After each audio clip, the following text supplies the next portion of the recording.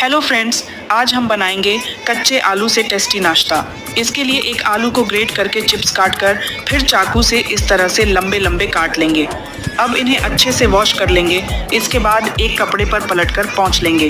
अब एक कढ़ाई में तेल डालकर इन्हें फ्राई कर लेंगे।